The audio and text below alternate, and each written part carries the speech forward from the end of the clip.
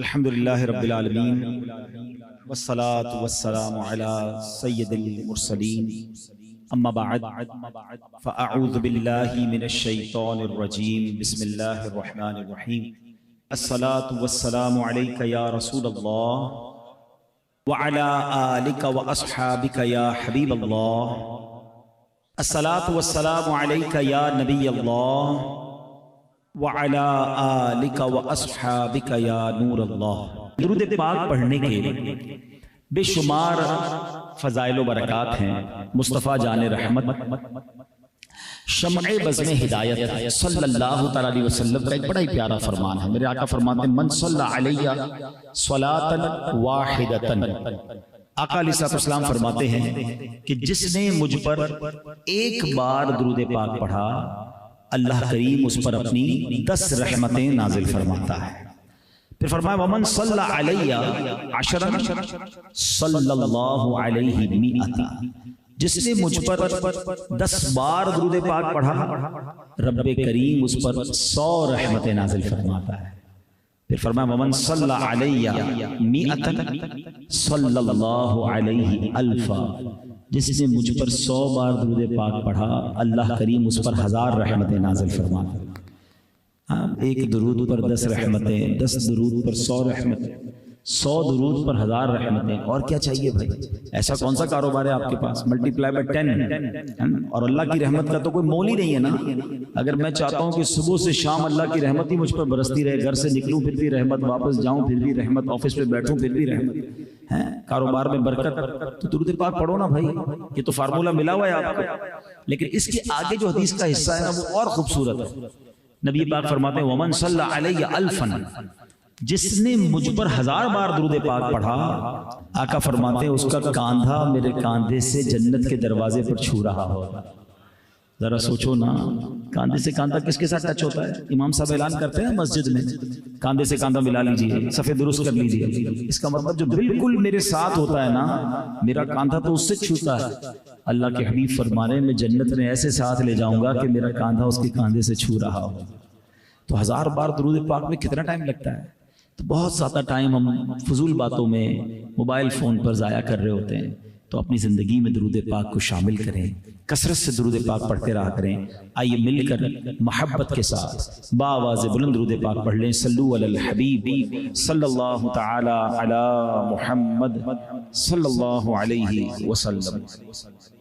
آج میں ایک ایسی ہستی کا ذکر خیر کرنا چاہتا ہوں کہ جن کا جب بھی ذکر خیر ہو ایمان تازہ ہو جاتا ہے۔ اللہ نے ان کو بہت بڑا مقام عطا فرمایا ہے۔ وہ ہستی کا مقام کتنا بڑا ہے کہ میں آپ کو ایک چھوٹے سے 2 انسیڈنٹ، 2 خوبصورت واقعات سناتا ہوں۔ ایک بار نبی پاک علیہ السلام صحابہ کرام کے درمیان موجود ہیں، اور پیارے آقا علیہ السلام نے فرمایا، کچھ اس طرح ارشاد فرمایا کہ جنت کے کچھ دروازے ہیں، روزہ رکھنے والے کو باب الصیام سے جنت میں بلایا جائے گا، نماز پڑھنے والے کو باب الصلاۃ سے جنت میں بلایا جائے گا، صدقہ کرنے والے کو باب الصدقہ سے جنت میں بلایا جائے گا۔ نبی پاک نیکیاں بتاتے جاتے اور بتاتے کہ یہ نیکی کرنے والے کو جنت کے اس دروازے سے بلایا جائے گا۔ صحابہ کرام بیٹھے تھے، ان میں وہ صحابی بھی موجود تھے، کہتے حضور مجھے جنت میں کس دروازے سے داخلہ ملے گا؟ آقا فرماتے تم وہ ہو کہ تمہیں جنت کے ہر دروازے سے بلایا جائے گا۔ اللہ اکبر، ایسی ہستی کہ جنت کا ہر دروازہ انہیں بلائے گا۔ ایک اور بار پیارے آقا علیہ السلام نے کچھ اس طرح ارشاد فرمایا کہ اچھی خصلتیں 360 ہیں، آسان لفظوں میں اچھی عادتیں 360 ہیں۔ اللہ جب کسی سے بھلائی کا ارادہ فرماتا ہے، ان میں سے کوئی ایک اچھی خصلت اس کو عطا فرما دیتا ہے، اور اس اچھی خصلت کی برکت سے اسے جنت میں بھی داخل کر دیتا ہے۔ تو وہ صحابی کہتے ہیں حضور کوئی میرے اندر بھی خصلت ہے، 360 اچھی عادتیں ہیں، ان میں سے کوئی ایک میرے اندر بھی ہے؟ نبی پاک علیہ السلام فرماتے تم وہ ہو کہ تمہارے اندر یہ ساری خصلتیں موجود ہیں۔ اللہ اکبر، ان 2 حدیثوں سے اندازہ کرو کہ وہ پرسنالٹی کیسی ہے، ان کا مقام کیسا ہے، ان کا مرتبہ کیسا ہے۔ ایک اور جگہ نبی پاک فرماتے ہیں، حدیث پاک کا خلاصہ ہے ان ہستی کے بارے میں، ان شخصیت کے بارے میں، کہ ان کا ایمان ایسا ہے، ایمان مضبوط ایسا ہے کہ میری ساری امت کا ایمان ایک پلڑے میں رکھ دیا جائے، اور جن کا میں نام لے رہا ہوں اگر ان کا ایمان دوسرے پلڑے میں رکھ دیا جائے تو ساری امت کے ایمان سے زیادہ ان کا ایمان وزندار ہو جائے گا۔ آپ یقیناً جان گئے ہوں گے کہ کوئی اور نہیں، خلیفہ اول امیر المومنین حضرت ابو بکر صدیق رضی اللہ تعالیٰ عنہ۔ سبحان اللہ، جتنی ان کی شان بیان کی جائے کم ہے۔ آپ کا نام عبداللہ تھا، یہ بھی پتہ ہونا چاہیے۔ لوگ جب بھی کہتے ہیں ان کا نام ابو بکر تھا، ان کا نام ابو بکر نہیں تھا، ابو بکر ان کی کنیت ہے، ان کا نام عبداللہ تھا۔ اور نبی پاک سے ان کی دوستی بڑی پرانی ہے۔ پیارے آقا علیہ الصلوۃ والسلام کی عمر مبارک جب 20 سال تھی نا، صدیق اکبر رضی اللہ عنہ کی عمر مبارک 18 سال تھی۔ عمر بھی ملتی تھی، طبیعت بھی ملتی تھی، طبیعت میں شرافت بھی تھی، بتوں کی پوجا اچھی نہیں لگتی تھی، برے کاموں کے قریب پہلے ہی نہیں جاتے تھے، اور نبی پاک جیسی پاک ہستی نظر آئی بس آقا کے دامن سے وابستہ ہو گئے، دوستی بڑی پکی ہو گئی۔ نبی پاک رہے تو 40 سال کی عمر میں جا کے اعلان کیا، اعلان نبوت، مگر یہ 20 سال سے نبی پاک کی رفاقت میں رہے۔ پیارے آقا علیہ الصلوۃ والسلام ہی کے محلے میں رہتے تھے تو نبی پاک سے گویا روزی ملاقاتیں ہوتی تھی، تو بڑا کمال کا ساتھ نبی پاک کا ان کا گزرا ہے۔ بہت ساری باتیں بیان ہو سکتی ہیں، واقعات تو اتنے ہیں کہ ہم ساری رات ان کے بارے میں بیان کرتے رہے کہ بہت زیادہ ماشاءاللہ ملٹی ڈائمنشن شخصیت ہیں، مگر میں یہ چاہتا ہوں کہ جب 360 خصلتیں ان کے اندر ہیں تو کچھ ایسی عادتیں بیان کر دی جائیں کہ کوئی ایک ہم بھی اپنا لیں۔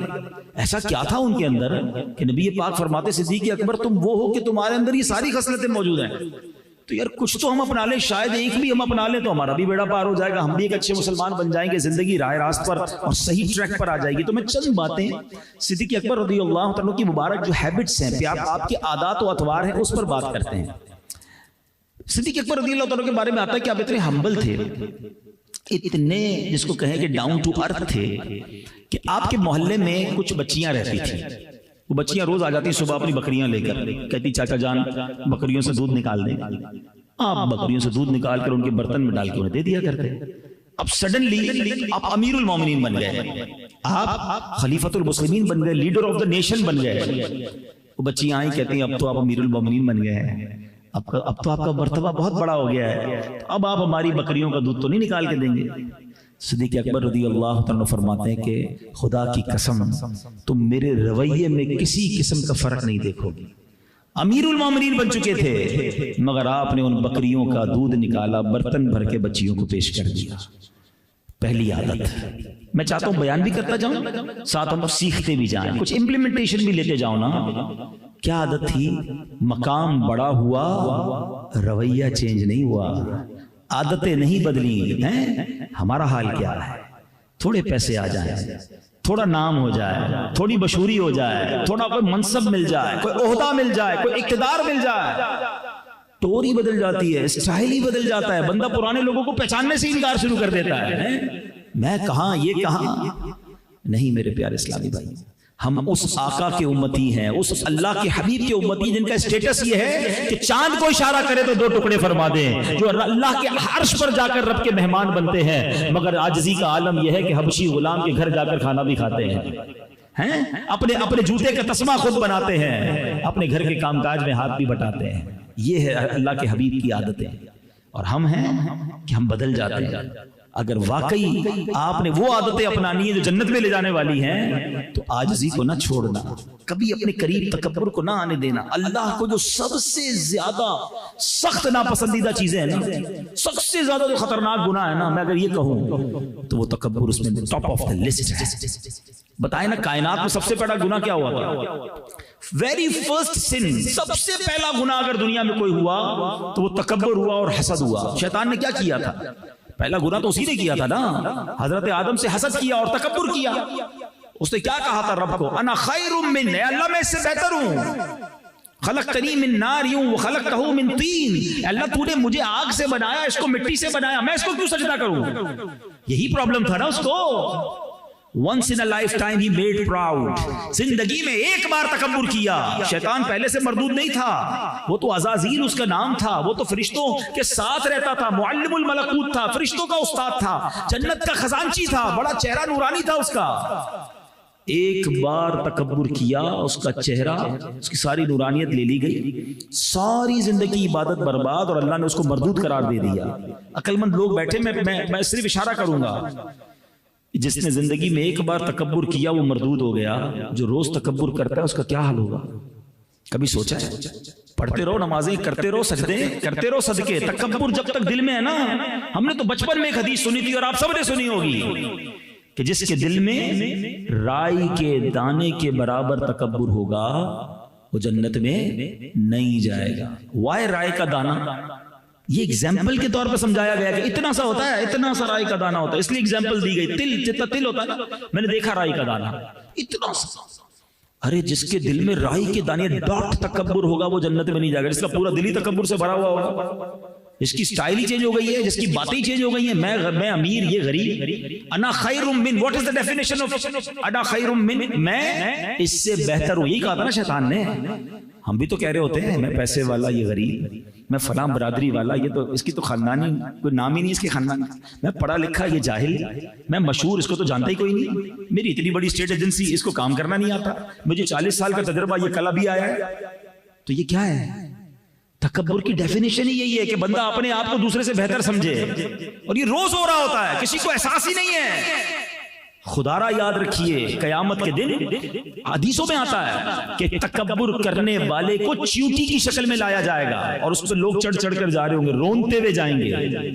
نہ کرو پلیز عاجزی انکساری. اللہ نے دیا تو اور جھک جاؤ. دیکھیں آپ جتنے پھل والے درخت ہوتے ہیں نا, ان کی شاخیں جتنے پھل لگتے جاتے ہیں وہ اور جھکتی جاتی ہے. تناور درخت کون ہوتا ہے جس میں کوئی پھل نہیں ہوتا, سیدھا سیدھا جا رہا ہوتا ہے. تو اللہ نے پھل لگائے ہیں تو جھکو نا بھائی, عاجزی اختیار کرو, اللہ اور پھل لگا دے گا, اللہ اور برکت ڈال دے گا. اکڑنا نہیں ہے, میں کچھ بھی نہیں ہوں, خدا کی قسم ہم کچھ بھی نہیں ہیں. یہ اللہ کی مہربانی ہے جو اللہ نے ہمیں اچھا بنایا, ہمیں مالدار بنایا, ہمیں عزت دے دی, ہمیں نام دے دیے. ارے اللہ کا شکر ادا کرو, اور اللہ کے ان بندوں کے ساتھ بیٹھو, ان کو یہ احساس نہ ہونے دو کہ یار ہمارے صاحب بہت بڑے آدمی ہیں, ان سے تو بات کرنا بہت مشکل ہے, ان کے تو قریب بھی نہیں بیٹھ سکتے. ہاں یہ بھی حال ہے, قریب نہیں بیٹھ سکتا کوئی. ہمارا ملازم ہمارے ساتھ بیٹھ کے کھانا کھا سکتا ہے؟ سوچو, نہیں کرتے ایسا ہم. یہ بہت شدید غلطی ہے. بنی اسرائیل میں ایک بہت بڑا عبادت گزار تھا, اتنا عبادت گزار اور اتنا مقبول ہو گیا وہ بندہ اللہ کی بارگاہ میں کہ وہ جدھر جاتا تھا نا اس کے ساتھ ایک بادل بھی جاتا تھا, ساتھ بادل بھی ٹریول کرتا تھا. اتنا نیک. ادھر اسی علاقے میں ایک بڑا گناہگار شخص بھی رہتا تھا. اس کے دل میں خیال آیا کہ یار کتنا نیک ہے اور میں کتنا گناہگار, کتنے گناہ کیے میں ایسا کرتا ہوں اس بندے کے ساتھ جا کے بیٹھ جاتا ہوں, اللہ کی رحمت اس پر برسے گی, کچھ چھینٹے مجھ پر بھی گر جائیں گے, میرے بھی گناہ معاف ہو جائیں گے. اچھی نیت, توبہ کی نیت, عاجزی کی نیت تھی, اس کی نیت اچھی تھی. وہ جا کر بیٹھ گیا اس نیک بندے, سو کالڈ نیک آدمی کے پاس. جب وہ بیٹھ گیا برابر میں, تو اب نیک آدمی کے دل پر شیطان نے حملہ کیا کہ میں کدھر اور یہ کدھر, میں اتنا نیک کہ بادل چلتا ہے, یہ زمانے کا گناہگار بدکار شرابی میرے ساتھ. اب اس نے پتہ کیا کیا اس نیک بندے نے, اس کی دیکھو کیسی بدبختی تاری ہوئی اس پر. اس نے کہا کھڑے ہو جاؤ یہاں سے, تم کیا کر رہے ہو میرے سامنے, تمہیں پتہ ہے میں کون ہوں؟ وہ پہلی شرمندہ تھا, پہلی اپنے گناہ اس کو یاد آئے ہوئے تھے. بیچارہ شریف آدمی کھڑا ہو کے چلا گیا. جیسی وہ جانے لگا نا, وہ جو بادل سایہ کیے ہوئے تھا نا, وہ اس گناہگار کے ساتھ جانے لگ گیا. اس زمانے کے نبی پر یہ وحی بھیجی گئی کہ جا کر ان دونوں سے کہہ دو کہ اپنے اپنے اعمال کو دوبارہ سے شروع کریں. جتنی نیکیاں اس نیک بندے نے کی تھی نا, تکبر کی وجہ سے وہ ساری نیکیاں زیرو کر دی گئیں, ختم کر دی گئیں. اور اس نے جتنے گناہ کیے تھے عاجزی کی وجہ سے, انکساری کی وجہ سے, توبہ کی نیت کی وجہ سے, ہم نے اپنی رحمت سے اس کے سارے گناہ معاف فرما دیے. This is difference between bad intention and good intention. اچھی نیت اور بری نیت میں یہ فرق ہے. خدا را اپنے دل میں عاجزی پیدا کرے. صدیق اکبر کی عادتیں اپنانی ہے نا, جنت میں جانے والی عادت ہے نا, پہلی عادت عاجزی. کبھی بھی کسی کو یہ احساس نہ ہونے دے کہ میں بڑا آدمی ہوں, میں کچھ بھی نہیں, مجھے جو دیا ہے رب نے دیا ہے. خدا کی قسم ہم نے راتوں رات زکات دینے والوں کو زکات لینے والا بنتے دیکھا ہے. برباد ہونے میں دیر نہیں لگتی ہے, پوری فیکٹریوں میں آگ لگ جاتی ہے. ارے سیلاب کو دیکھا ابھی ہم نے پچھلے دنوں, لوگوں کا سب کچھ بہ گیا نا. مجھے رب نے بچایا, آپ کو بچایا, شکر ادا کرنا چاہیے. ہم کس بات پر اکڑتے ہیں؟ اگر کوئی خوبصورت ہے اور اس لیے اکڑتا ہے, ارے منٹ نہیں لگتا ایسی بیماری لگتی کہ منہ دکھانے کے قابل نہیں رہتا ہے. اللہ محفوظ رکھے. اللہ نے دیا تو شکر ادا کرو کہ مالک تو نے دیا, میرا اپنا کچھ نہیں, بس اس کو زوال نہ لگے. اللہ اس پہ اور برکت ڈالیو. برکت تو جب لگے گی نا جب تو شکر ادا کرو گے, تکبر نہ کرے. دوسری عادت, اسی پہ بہت کچھ بول سکتا ہوں, باتیں بہت ساری ذہن میں آ رہی, مگر میں چاہتا ہوں کہ آج کے بیان میں ایٹ لیسٹ میں 3-4 عادتیں آپ کو بتا کے جاؤں, تاکہ کم از کم کوئی ایک بھی اڈاپٹ کر لے, ایک بھی اپنی لائف میں امپلیمنٹ کر لے گا تو زندگی اس کی بہت خوبصورت گزر جائے گی. دوسری کتنی خوبصورت عادت تھی کہ حضرت عمر فاروق، اب یہ دیکھیں لوگ کیسے تھے، اتنا بڑا نام، اتنی نیکیاں آلریڈی، جنت کی بشارتیں سب کو ملی ہوئی، پھر بھی نیکیوں کا تڑپ ہی اتنی تھی کہ یہ بھی لے لوں، یہ بھی نیکی کما لوں، جیسے اپنا پیٹ ہی نہیں بھرتا، یہ بھی پروجیکٹ میں بکنگ کرا لوں، اس میں بھی بکنگ کرا لوں، جیب میں پیسے تھوڑے، پھر بھی زیادہ پلاٹ بک کرا لیے، بعد میں خود ہی پریشان، ہمارا دل ہی نہیں بھرتا، ہم اتنے کام کر جاتے ہیں، ان کو دل نہیں بھرتا تھا نیکیوں میں۔ اب کیا ہوا کہ حضرت عمر فاروق نے ایک نیکی کرنی تھی اور کرتے تھے خاموشی سے۔ ایک نابینا خاتون تھی، آپ ان کے گھر پہ جاتے تھے، صبح صبح چلے جاتے تھے، اس کے گھر میں جھاڑو دیتے، اس کے برتن میں پانی بھرتے، یعنی اس کے گھر کے سارے کام کاج کر کے آپ واپس آ جاتے۔ اس نابینا خاتون کو پتہ ہی نہیں چلتا تھا، وہ تو ویری نابینا تھی، کون آ رہا ہے، اتنی بڑی شخصیت آ رہی ہے۔ اب یہ ہوا کہ تھوڑے دنوں بعد آپ جب گئے تو آپ نے دیکھا کہ گھر کے کام کاج سارے ہو گئے، برتن بھی بھرا ہوا ہے پانی سے، گھر بھی صاف۔ آپ حیران، یہ مجھ سے پہلے کون آ کے کر گیا؟ دوسرے دن پھر گئے تو پھر کوئی پہلے کر کے چلا گیا، کہ یہ کیا ہو رہا ہے، مجھ سے پہلے یہ کام کون کر رہا ہے؟ تیسرے دن آپ تھوڑا پہلے چلے گئے اور جا کے چھپ گئے، کہ دیکھتا ہوں کون آتا ہے مجھ سے پہلے۔ تو دیکھا کوئی اور نہیں، امیر المومنین حضرت ابو بکر صدیق آ رہے ہیں، جھاڑو لگاتے ہیں، پانی بھرتے ہیں اور اس کے گھر کا کام کر کے واپس چلے جاتے ہیں۔ اللہ اکبر۔ حضرت عمر کہتے ہیں میں نے جان لیا کہ میں ابو بکر سے نیکیوں میں آگے نہیں بڑھ سکتا ہوں۔ بظاہر تو یہ واقعہ ہے، لیکن آپ اس کے پیچھے اگر تھیم دیکھیں نا، اس کے پیچھے لاجک دیکھیں، اس کے پیچھے ثواب دیکھیں، دو بڑی اہم باتیں اس واقعے سے سیکھنے کو مل رہی ہیں۔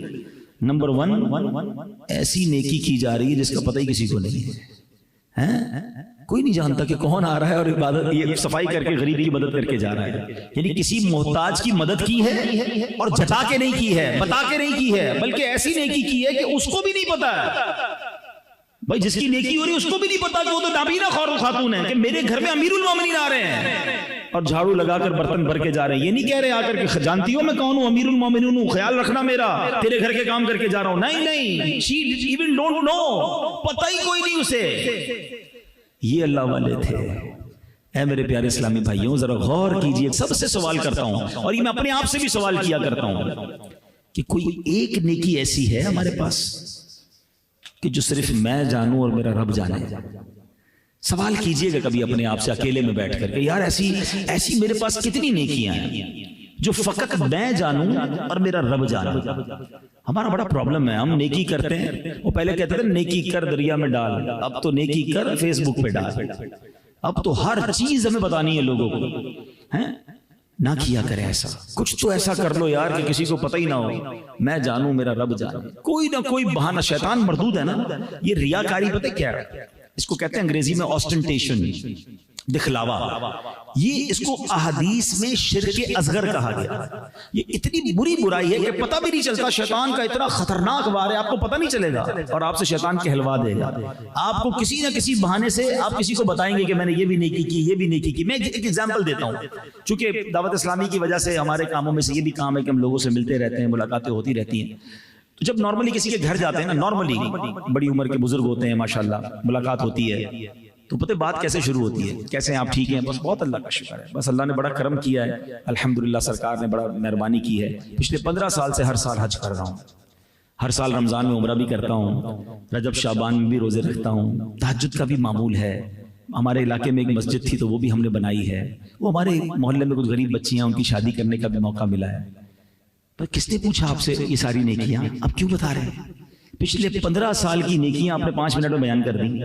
اچھا ہمت نہیں پڑتی ہماری، ورنہ کبھی میں پوچھ لوں، چلے آج سب سے پوچھ لیتا ہوں، ان سے تو نہیں پوچھ سکا جنہوں نے یہ کیا تھا، کہ آپ کو 15 سال پرانا حج یاد ہے؟ آج صبح جھوٹ بولا تھا وہ یاد ہے؟ کل آپ نے آپ کی آنکھوں نے کچھ حرام دیکھا تھا وہ یاد ہے؟ غیبت ہو جاتی ہے آپ سے وہ یاد ہے؟ گناہ یاد نہیں ہے؟ نیکیاں پرانی یادیں اور بار بار بتائی جا رہے ہیں، سب کو بتائی جا رہے ہیں، جو آ رہا ہے اس کو بتا رہے ہیں۔ کیوں بتا رہے بھائی؟ اپنے دل سے پوچھے نا، میں نے عبادت اللہ کے لیے کی ہے نا، میں جانوں میرا رب جانے۔ خدا را شیطان کے سوار کو سمجھیں، یہ ہم سے کہلوا کر کہیں ضائع تو نہیں کروا رہا۔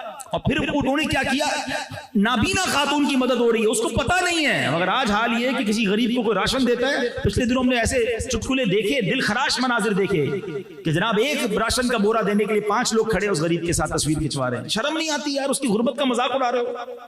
کیوں ہم چاہتے ہیں کہ لوگوں کو پتہ چلے کہ ہم نے کوئی نیکی کی ہے؟ مزہ یہ ہے کہ میں جانوں میرا رب جانے۔ تو نیکی کریں اللہ کی رضا کے لیے کریں، لوگوں کو دکھانے کے لیے نہ کریں۔ شیطان کا وار کیسا ہوتا ہے، میں صرف ایگزامپل دے رہا ہوں، آپ خود غور کرتے جائیں کہ ہاں یار میں نے بھی کہاں مسٹیکس کی ہیں۔ مثال کے طور پہ کبھی آپ نے ماشاءاللہ ہمت کر کے تہجد پڑھ لی، بڑی اچھی بات، لیکن تہجد پڑھنے کے بعد اب صبح اٹھے نا، آفس پہ آئے، اب پیٹ میں درد ہو رہا ہے کہ یار بتاؤں تو کسی کو تہجد پڑھی آج میں نے، اب کیسے بتاؤں، بس یار آج بہت تھک گیا ہوں۔ خیریت؟ کیوں تھک گئے ہیں؟ بس وہ تہجد میں اٹھ گیا تھا نا۔ اچھا سامنے والا کہے گا اچھا ماشاءاللہ آپ تہجد پڑھتے ہیں؟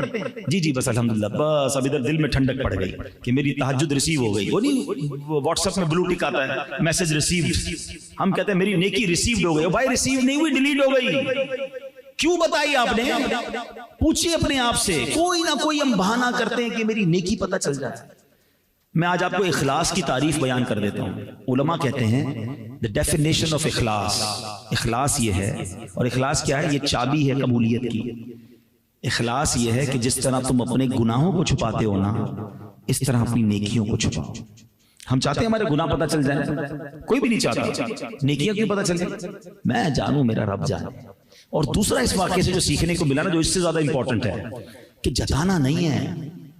ہاں ہم لوگ کیا کرتے ہیں، اتنی بڑی مسٹیک ہے یہ۔ بھائی یاد ہے نا نوکری لینے میرے پاس ہی آیا تھا، میں نے دلوائی تھی نوکری تجھے، آج بڑی ریئل اسٹیٹ کھول کے بیٹھا ہے، میرا احسان بھول تو نہیں گیا؟ تجھے قرضہ چاہیے تھا میں نے دیا تھا، بھول تو نہیں گیا؟ 2 پٹی کے چپل پہن کے آیا تھا میرے پاس، آج گاڑی میں گھوم رہا ہے، بڑا آدمی ہو گیا ہے، میں نے تیرے کو کاروبار پہ دکھایا تھا، لائن کس نے سکھائی تھی؟ میرے پاس نوکری کرتے کرتے آج تو نے اپنی دکان کھول لی۔ کیا کر رہے ہیں؟ یہ نیکی کی ہے یا احسان جتا رہے ہیں؟ میں آپ کو قرآن سناتا ہوں، آپ کو یہ جو احسان جتانے والے لوگ ہیں نا ان کو قرآن سناتا ہوں، اور اللہ نے قرآن میں یہ ڈائریکٹلی مومنوں سے بات کی ہے۔ اللہ فرماتا ہے یا ایھا الذین آمنوا لا تبطلوا صدقاتکم بالمن والاذی، اے ایمان والو اپنے صدقے باطل نہ کرو احسان جتا کر اور تکلیف پہنچا کر۔ ہم کیا کر رہے ہیں؟ کبھی بھی نہ کریں ایسا۔ اگر کسی کا بھلا کیا تو اس کو یہ پتہ بھی نہ چلنے دیں۔ مزہ تو یہ ہے کہ میں کسی کا بھلا کروں اور اس کو بھی پتہ نہ چلے بھلا کس نے کیا، پھر مزہ ہے۔ مگر ہم تو اسے بار بار یاد دلاتے ہیں، بار بار جتاتے ہیں۔ صدقہ ختم، یہ تو دل آزاری ہو رہی ہے۔ ام المومنین حضرت عائشہ صدیقہ اور حضرت ام سلمہ رضی اللہ تعالیٰ عنہ کا کوئی طریقہ بتاؤں، ایمان تازہ ہو گیا جب میں نے اس روایت کو پڑھا کہ جب وہ اپنے کسی غلام کو صدقہ دیتی تو اس کو کہتی کہ جا کر کسی غریب کو دے آؤ، اور اس غریب سے ہمارے لیے دعا مت کروانا، پوائنٹ سمجھیے گا، اور اگر وہ کوئی دعا کر دینا تو وہ دعا نوٹ کر کے لانا۔ اب غلام گیا، اس نے جا کر کسی غریب کو جو بھی پیسے وغیرہ دیے تھے کھانا وغیرہ دے کر آ گیا، تو آ کر کہا کہ امی حضور اس نے آپ کے لیے بہت ساری دعائیں کی۔ کہا کیا کیا دعائیں کی؟ اس نے بتایا انہوں نے یہ بھی کہا یہ بھی کہا۔ امی حضور نے ہاتھ اٹھایا، اس غریب کے لیے یہ دعائیں کی جو انہوں نے اس کے لیے کی تھی، ان کے لیے کی تھی، اور پتہ کیا کہا؟ دعا کا بدلہ دعا ہو گیا، صدقے کا بدلہ اللہ سے لیں گے۔ یعنی صدقے کے بدلے اسپیسیفکلی دعا بھی نہیں کروائی۔ ہم کیا کرتے ہیں؟ دیکھو تیرے کو عمرے پہ بھیج رہا ہوں، ہر چکر میں میرا نام لینا ہے، کعبے کو دیکھ کے اپنے لیے نہیں میرے لیے دعا کرنا، تیرے کو پیسے میں نے دیے ہیں۔ یہ کیا کرتے ہیں ہم بھائی؟ کیوں؟ اگر آپ کے لیے وہ دعا ہی نہ کرے، رب تو جانتا ہے نا کس نے پیسے دیے ہیں، ہر قدم پر آپ کو پہلے ثواب ملنا ہے۔ آپ کیوں ایمفسائز کرتے ہیں؟ جتاتے کیوں ہیں؟ ہم امپوز کر دیتے ہیں اس کے اوپر۔ نہ کریں ایسا، یہ ایسا نہ ہو کہ صدقہ ہی ضائع ہو جائے۔ صدیق اکبر کی صدا کو ادا کرو، مدد کرو، اور اس کو احساس بھی نہ ہونے دو۔ بلکہ میں سچی بات بتاؤں، بات تھوڑی گہری ہے، چند لوگوں کو ہی سمجھ آئے گی۔ جو مجھ سے اور آپ سے زکوٰۃ لے کے جاتے ہیں نا، وہ ہم پر احسان کرتے ہیں، ہم ان پر احسان نہیں کرتے۔ ہمارے مال کا میل وہ لے کے جا رہے ہیں، ہمارا فرض ادا کرنے میں ہماری مدد کر رہے ہیں۔ ہم کس بات کا احسان کر رہے ہیں؟ میرا اور آپ کا کمال کیا ہے؟ مجھے بتا دو یار۔ اگر میں نے کسی کو صدقہ دیا، خیرات دی، مدد کی، میں نے کمال کیا کیا؟ ارے میرے رب نے مجھے اس قابل بنایا۔ ارے جو میرے دروازے پر آ کر مجھ سے مانگ رہا ہے، آج آ کر کوئی کہتا ہے ماں بیمار ہے دوائی کے پیسے نہیں، بہن کی شادی ہے جہیز کے پیسے نہیں، ارے اس میں اور مجھ میں کمی کیا ہے؟ میں بھی تو اس کے دروازے پر جا سکتا تھا کہ میری ماں بیمار ہے، مجھے پیسے دو۔ ارے اللہ نے مجھے اس قابل بنایا کہ آج میرے دروازے پر کوئی مسلمان مدد کے لیے آتا ہے اور میں مدد کر کے احسان جتاؤں گا۔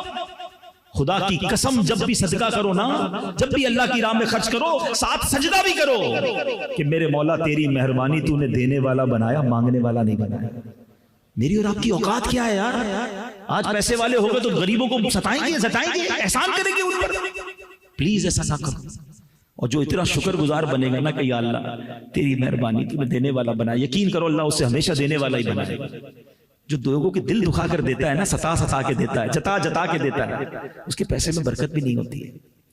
اب آؤ تیسری عادت، صدیق اکبر رضی اللہ تعالیٰ عنہ کا ایک غلام تھا، وہ غلام آپ کے لیے ایک دودھ کا پیالہ لے کر آیا، آپ نے وہ دودھ پیا اور جیسے دودھ پی کے فارغ ہوئے تو غلام کہتا ہے کہ آپ نے آج پوچھا نہیں کہ میں دودھ کہاں سے لایا ہوں، آپ ہر بار مجھ سے پوچھتے ہیں کہ یہ کہاں سے لایا ہو، وہ کہاں سے لایا ہو، کہ بتاؤ کہاں سے لایا ہو، کہ حضور جب ایمان نہیں لایا تھا نا، زمانہ جاہلیت میں نے کسی پر منتر پڑھ کر پھونکا تھا، آج وہ بندہ مجھے مل گیا، وہ اس نے مجھے منتر کی اجرت میں یہ دودھ دیا تھا۔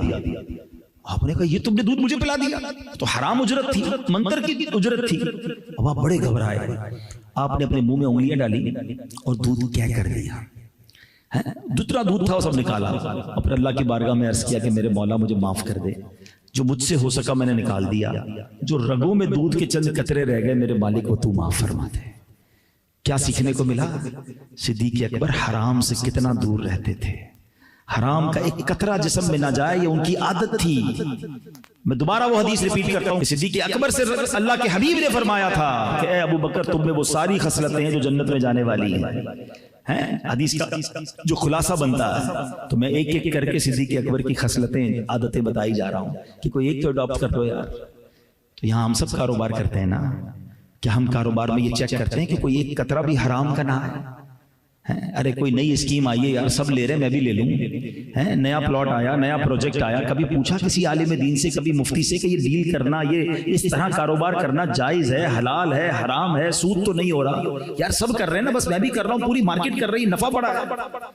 ارے بڑا نفع ہے، کہیں جہنم کی آگ تو نہیں لا رہے، کہیں حرام لے کر اپنے مال کو ناپاک تو نہیں کر رہے، یہ کیوں نہیں سوچتے ہیں؟ ہمارا انداز کیا ہوتا ہے، مثال کے طور پر کوئی آپ نے پروجیکٹ بنانا ہے، آپ اس علاقے میں کام کرنے والے ایکسپرٹ سے رابطہ کرتے ہیں کہ یار یہاں کیا ریٹ ہونا چاہیے، کس طرح کا پلاٹ لوں، کیونکہ آپ نے پہلے بھی کام کیا ہوا ہے، اچھا کس ٹھیکیدار سے بنواؤں، ریٹ کیا ہونا چاہیے، مارکیٹ کیا۔ جس کام کو شروع کرتے ہیں اس کام کے ایکسپرٹ سے بات کرتے ہیں، مشورہ لیتے ہیں۔ تو کبھی کوئی نیا کام کرنے سے پہلے کسی مفتی سے مشورہ کیوں نہیں کر سکتے ہم؟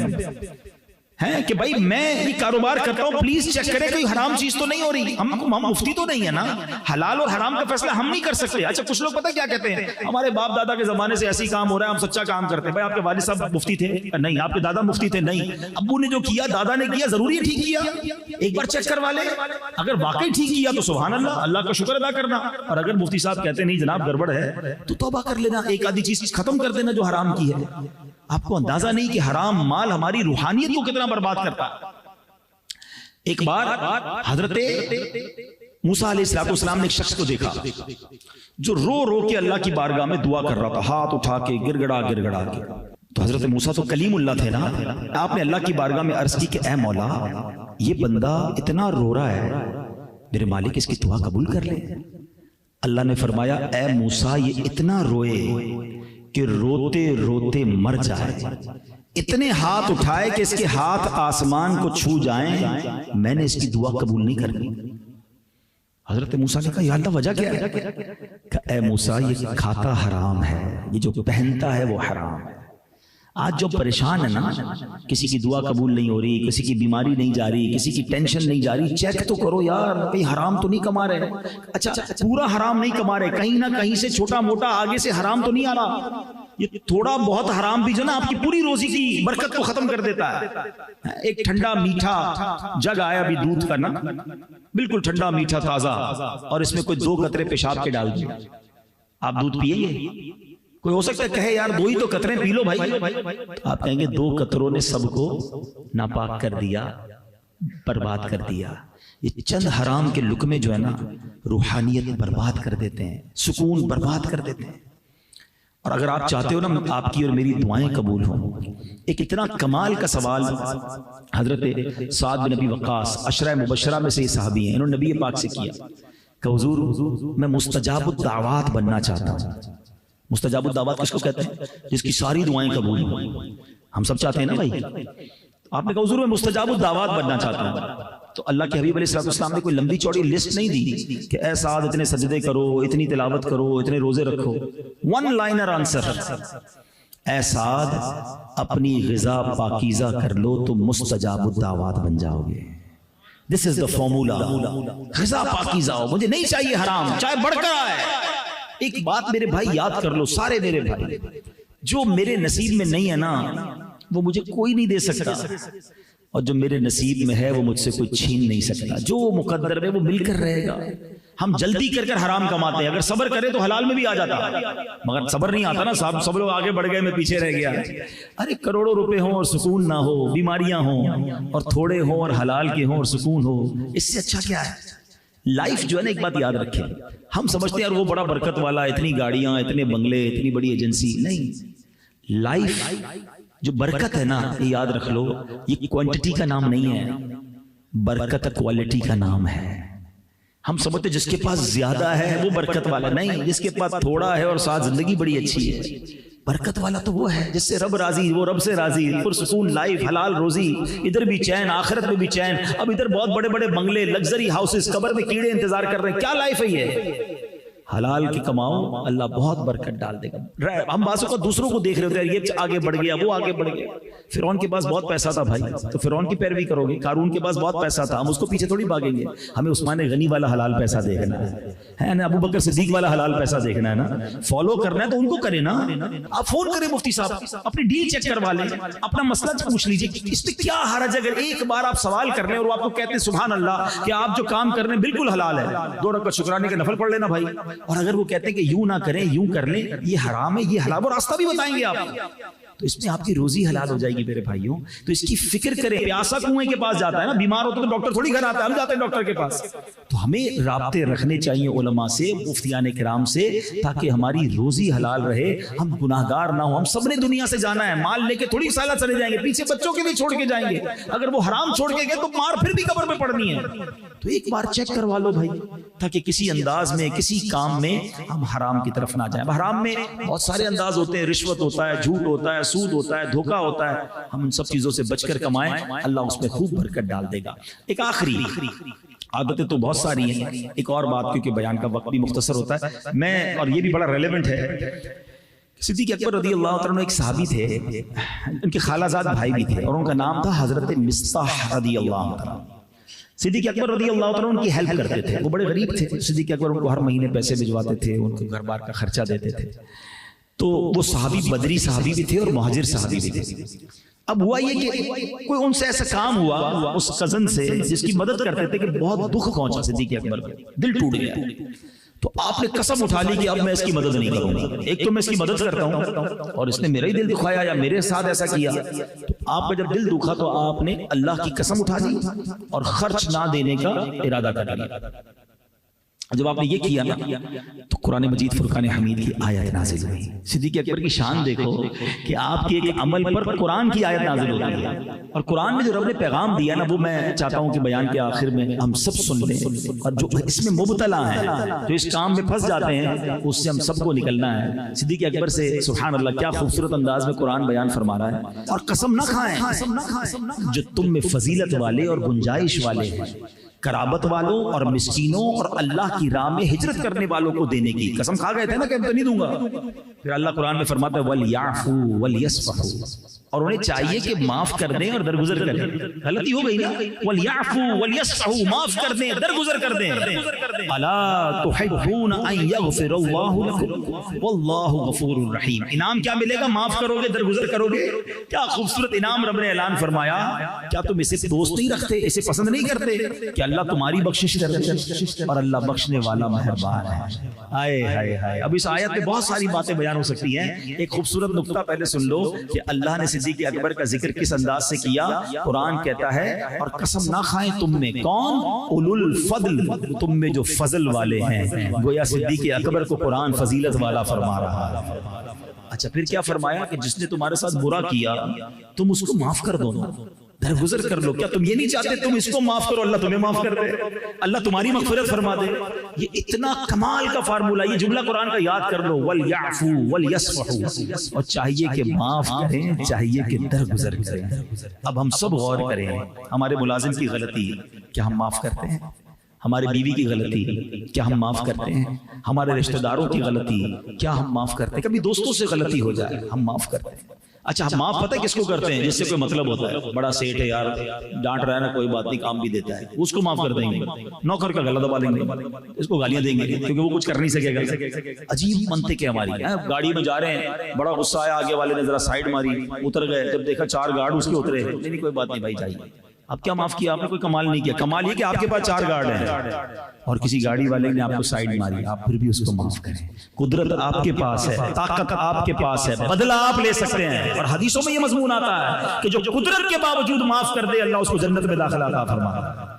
ہم تو چوٹ کہتے ہیں میں چھوڑوں گا نہیں، بتاؤں گا، ابھی تو تھوڑا موقع نہیں مل رہا، بندہ بس سامنے آئے، کبھی موقع آیا تو اس کو ذلیل کروں گا۔ دل میں رکھے بیٹھے انتقام کی آگ میں جل رہے ہیں، بیوی غلطی کرے تو گالیاں نکالتے ہیں، ملازم بیچارہ غلطی کرے، برتن اس کے ہاتھ سے گر گیا، اس کی خیر نہیں ہے۔ اب وہ غریب آدمی کو پتا ہے صاحب روز گالیاں دیتا ہے، لیکن کیا کروں، نوکری کہیں اور ملے گی نہیں، مگر اکیلے میں روتا ہوگا۔ ایک بندہ ملا، ایک اسلام میں بتا دیتے کہ مجھے ایک بندہ ملا، کسی نے پوچھا چلی تنخواہ کتنی ہے؟ بولا اتنی۔ بولا تنخواہ تو بہت اچھی ہے۔ بولا آدھی کام کی آدھی گالیوں کی ہے، روز گالیاں سنتا ہوں سیٹ کی۔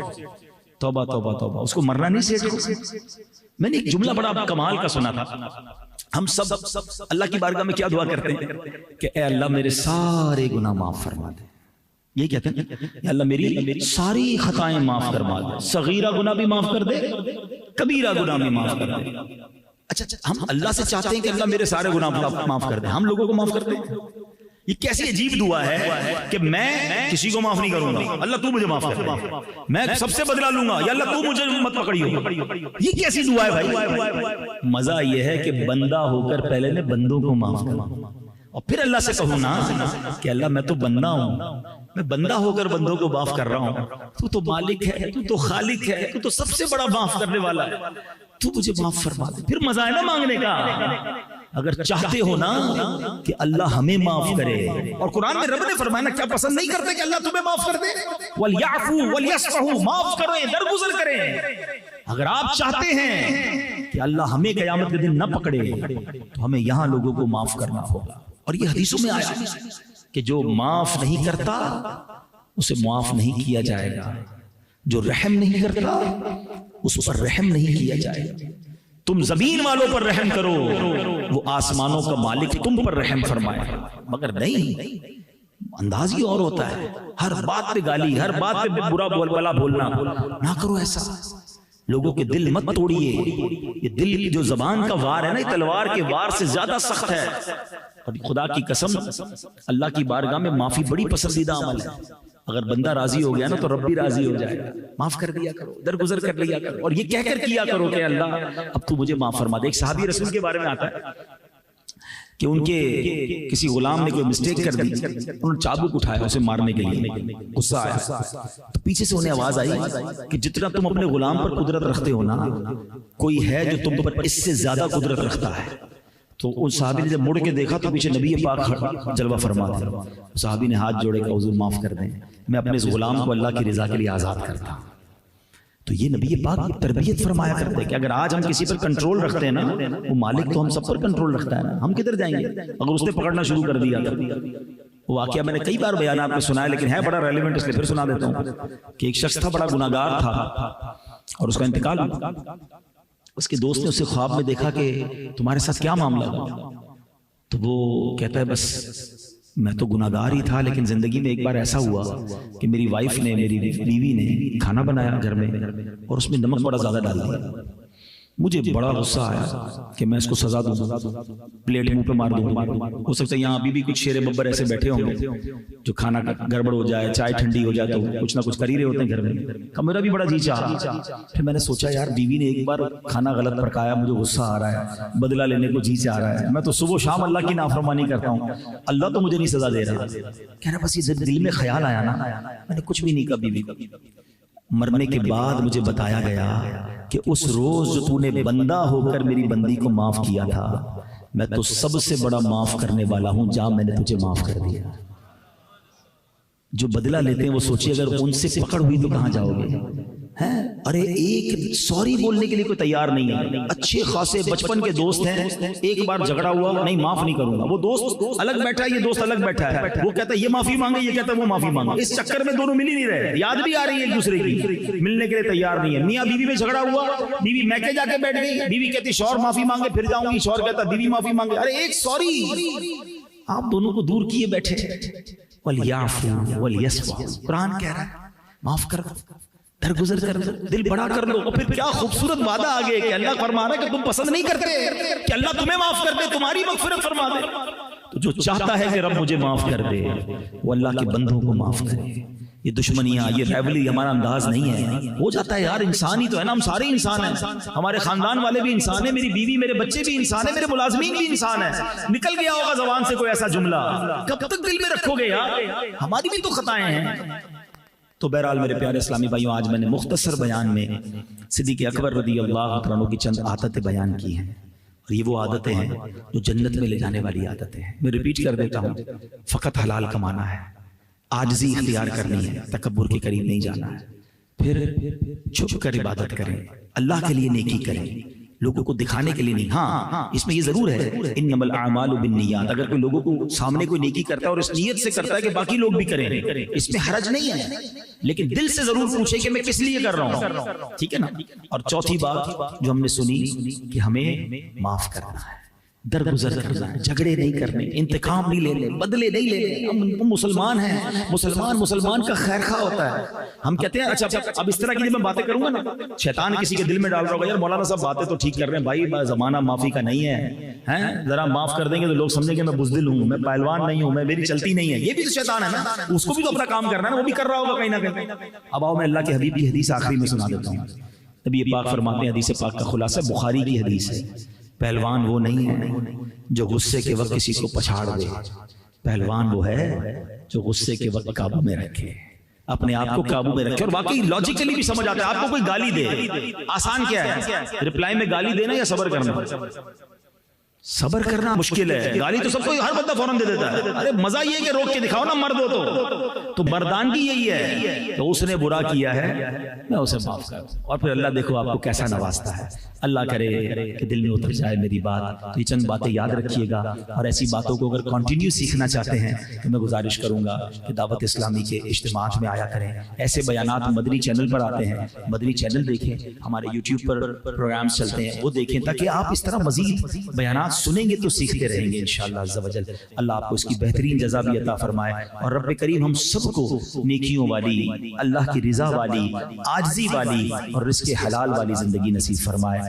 آمین بجاہ النبی الامین صلی اللہ تعالی علیہ وسلم.